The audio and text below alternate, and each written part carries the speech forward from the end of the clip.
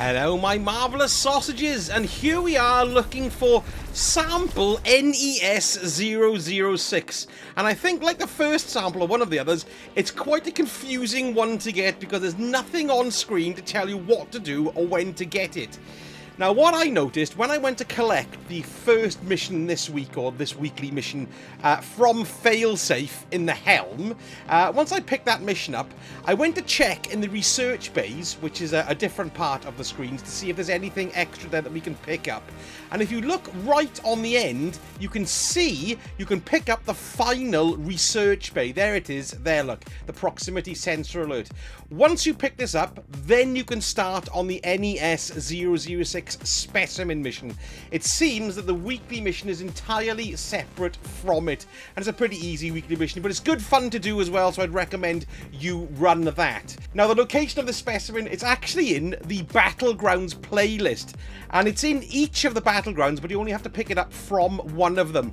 Now, depending on which Battleground you pick up, it depends on the location of the actual specimen. Now, I collected it from the Delve Battleground. Let me show you me finding it live. So if you're looking for it in the Delve Battleground, you've got to come to the planetary piston. It's the second planetary piston, and you can see it here on a rock just there, look. That's the one we need to pick up to get the mission going. There's a proximity sensor gauge in the bottom left-hand corner there, which gives you an idea when you're close. But once you're here, it just kind of blends into the rocks. But here it is. Lovely, and that gets you the badge. Now, unfortunately, of course, once you've picked it up, that means I couldn't go and find it located in the other Battlegrounds.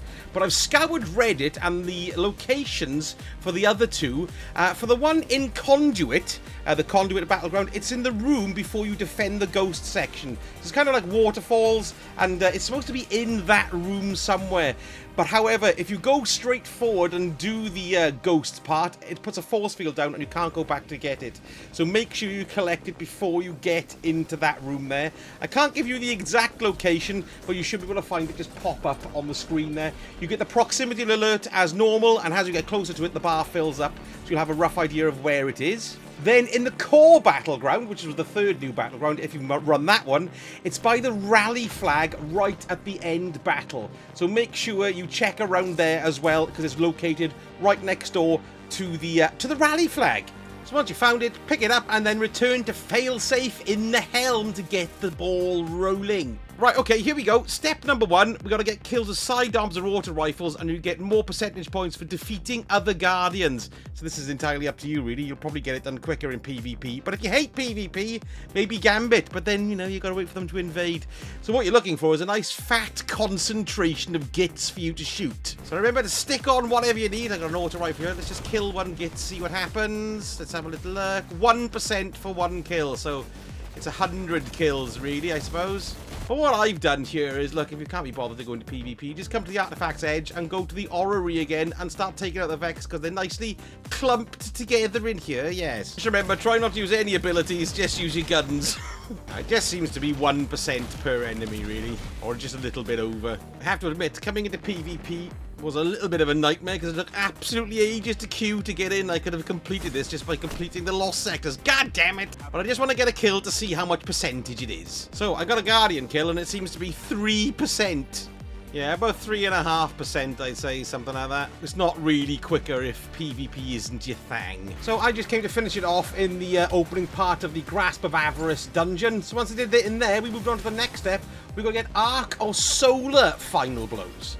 I just think I'm going to stick here in the Grasp of Avarice dungeon dishing out doodads, but of course you can do it any way you like in PvE or whatever. So once that step's done, we're on to the next one. We've got to generate orbs of power.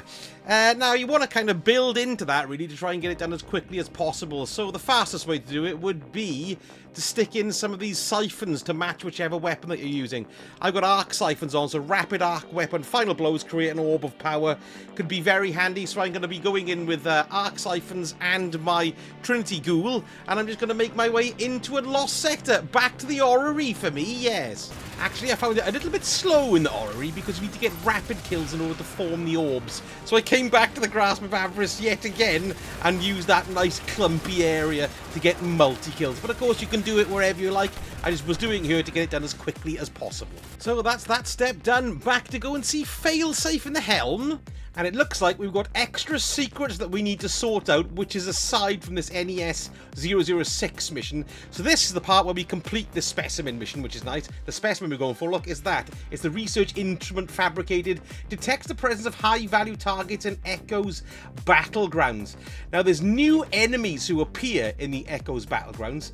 You can see here, we've unlocked this, first of all, the Combat Protocol Override.